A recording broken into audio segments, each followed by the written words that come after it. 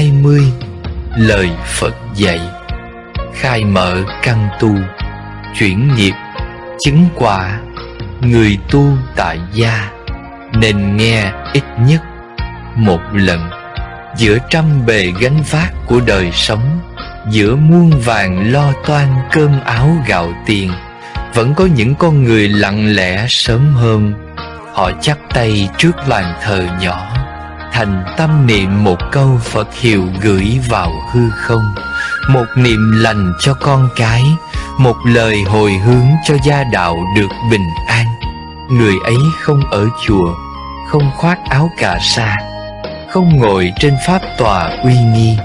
Họ chỉ là một người cha, một người mẹ, một người con nơi chốn đời thường, nhưng trong tâm lại chứa đựng một ngọn lửa tu hành chân thật.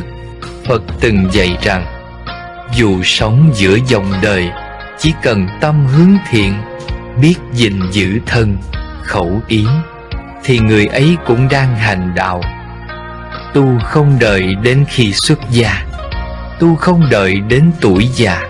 Tu chính là hơi thở chánh niệm, là từng lời nói hiền lành, từng hành động thiện lành trong cuộc sống mỗi ngày.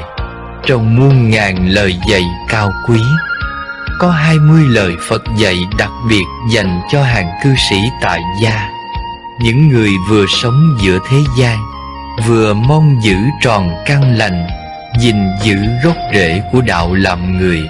Giới thứ nhất, không sát sinh.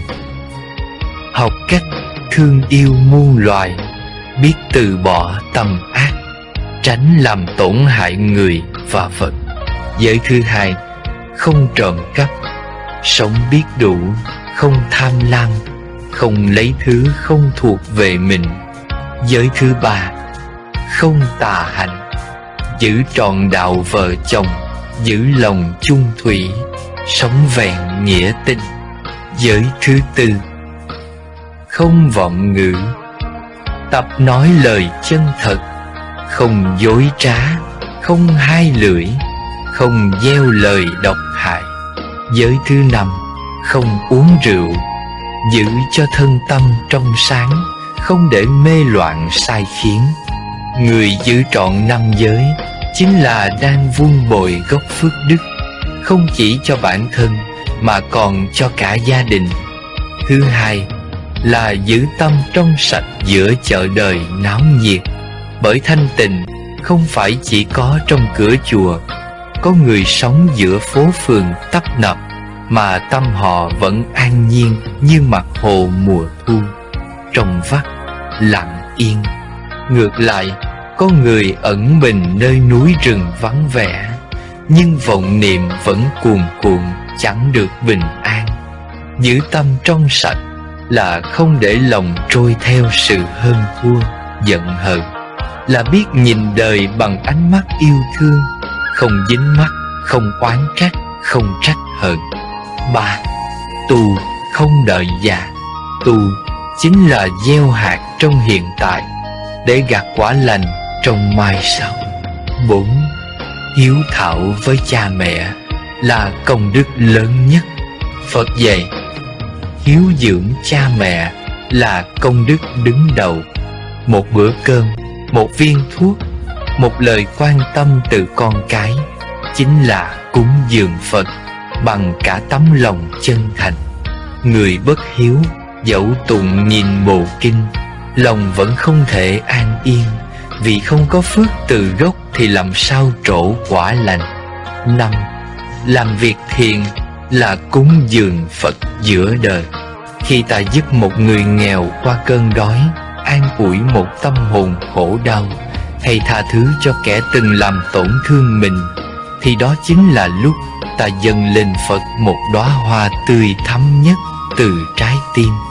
Không cần mỗi ngày đến chùa mới gọi là tu, chỉ cần sống tử tế, gieo thiện lành cho muôn loài, ấy là đã tạo nên công đức vô hình, rồi sẽ hồi hướng trở lại cho chính đời mình.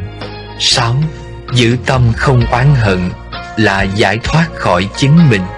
Giữa dòng đời, ai cũng ít nhiều trải qua tổn thương. Có kẻ nói lời ác, có người phản bội, thậm chí có lúc ta bị hãm hại. Nhưng nếu ôm mãi hận thù, người đau khổ trước tiên chính là ta. Phật dạy, oán hận không thể hóa giải bằng oán hận, chỉ có từ bi mới diệt được oán hận. Tha thứ không phải vì người kia xứng đáng, mà bởi vì chính ta cần tự do, cần thảnh thơi để tiếp tục bước đi nhẹ nhàng trên con đường tỉnh thức. 7. Biết buông bỏ, bước vào trí tuệ. Có những thứ không thuộc về mình, có những người đến rồi phải đi, có những kỳ vọng mãi chẳng thể thành. Người tu tại gia cần học hành buông, buông phiền muộn, buông sự kiểm soát, buông cả những điều khiến tâm lạc lối. Càng buông, lòng càng nhẹ, càng buông, ta càng gần với ánh sáng từ bi của Phật. 8. Nhân quả không sai, một hạt cũng không rơi ngoài. Phật dạy, dù bay lên trời, chui vào đất hay trốn trong rừng sâu, nghiệp vẫn theo như bóng với hình. Đừng trách trời, đừng oán người, hãy soi lại chính mình. Gieo thiện thì gặp lành, gieo ác thì nhận khổ. Người tu tại gia phải sống chánh niệm để không tạo thêm nghiệp xấu, đồng thời nỗ lực thanh lọc những nghiệp đã trổ. 9. Tâm bình thì phước đến, tâm loạn thì họa sinh.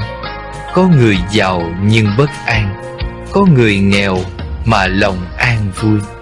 Khác biệt không nằm ở tài sản mà ở tâm tánh.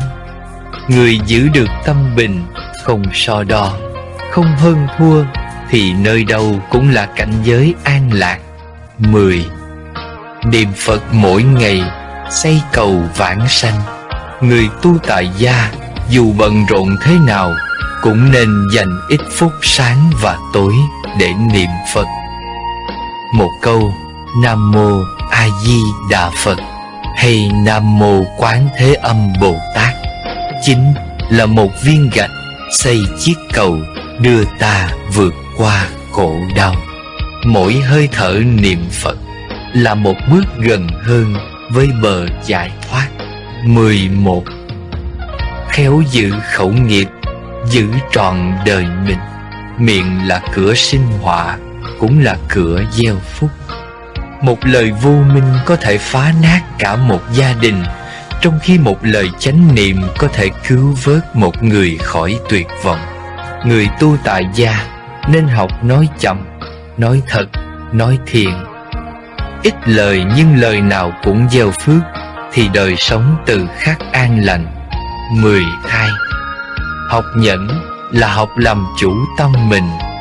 Giữa cuộc đời có muôn vàn điều dễ khiến ta nổi giận, nhưng người biết nhẫn, không để tâm bốc cháy, thì sẽ không bị hoàn cảnh dẫn dắt. Đức Phật dạy, người mạnh không phải là người thắng kẻ khác, mà là người thắng chính cơn giận của mình. 13. Đừng xem thường việc nhỏ, vì phước hay họa đều bắt đầu từ đó.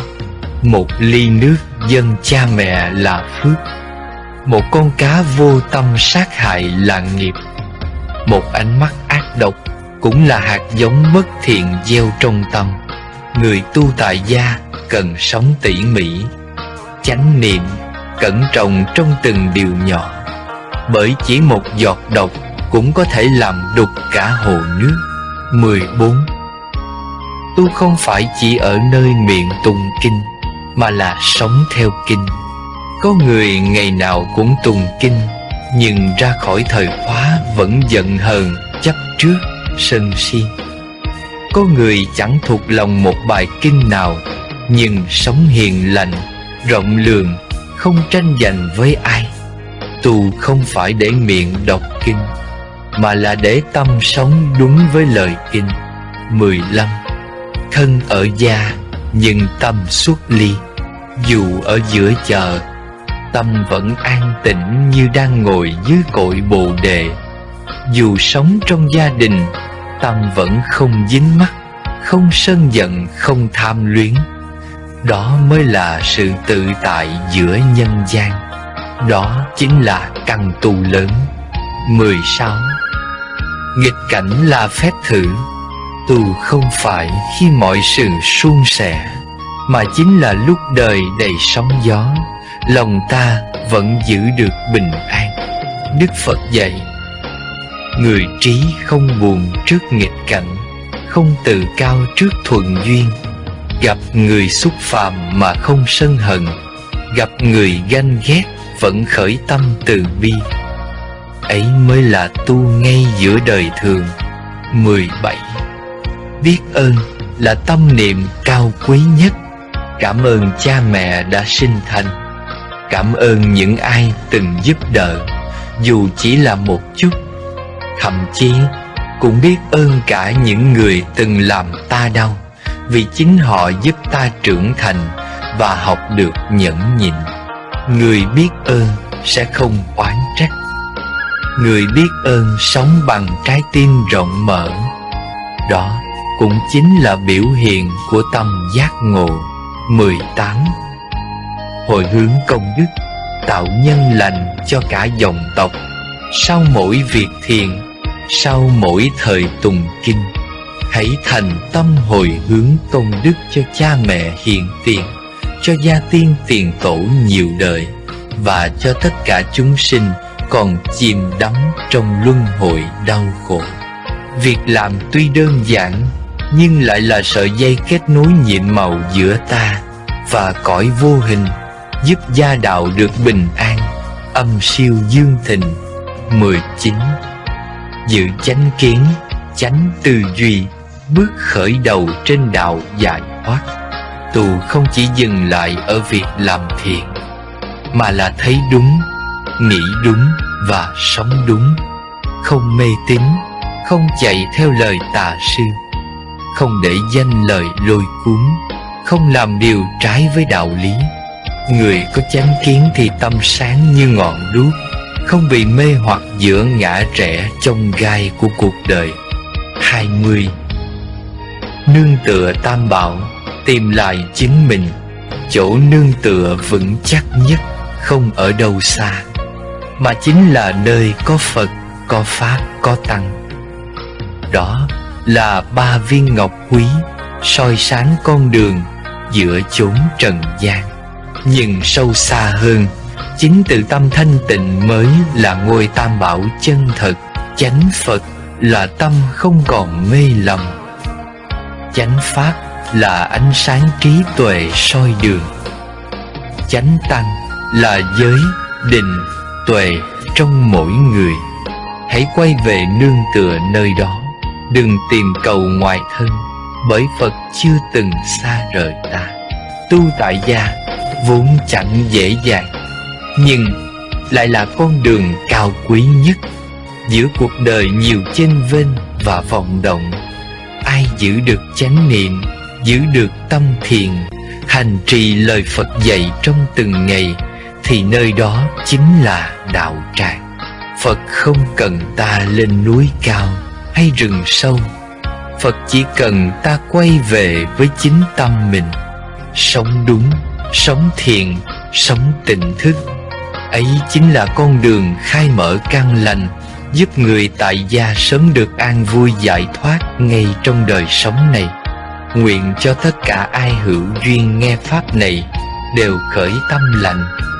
Người chưa tu khởi ý muốn tu, người đang tu thêm vững chãi đạo tâm, người đã mỏi mệt được hồi sinh niềm tin. Nam mô Bổn Sư Thích Ca Mâu Ni Phật. Lời cảm ơn chân thành từ Tâm An Phật Ngôn. Chúng tôi xin gửi lời tri ân sâu sắc đến quý vị đã dành thời gian quý báu để theo dõi và ủng hộ kênh Tâm An Phật Ngôn. Sự quan tâm và đồng hành của quý vị chính là nguồn động viên to lớn giúp chúng tôi không ngừng nỗ lực mang đến những bài giảng Phật Pháp đầy ý nghĩa, góp phần nâng cao đời sống theo lời dạy của Phật.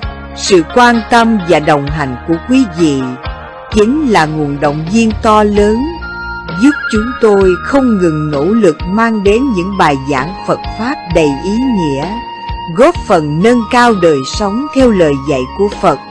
Để không bỏ lỡ những video mới nhất, xin quý vị vui lòng đăng ký kênh và nhấn chuông thông báo. Điều này sẽ giúp quý vị dễ dàng cập nhật những nội dung hữu ích về giáo lý nhà Phật, những bài học sâu sắc về cuộc sống giúp tâm an, trí sáng và lòng từ bi ngày càng rộng mở. Chúng tôi rất mong tiếp tục nhận được sự yêu thương và đồng hành của quý vị trong những video tiếp theo. Một lần nữa xin chân thành cảm ơn và kính chúc quý vị luôn an vui, bình an và vạn sự như ý.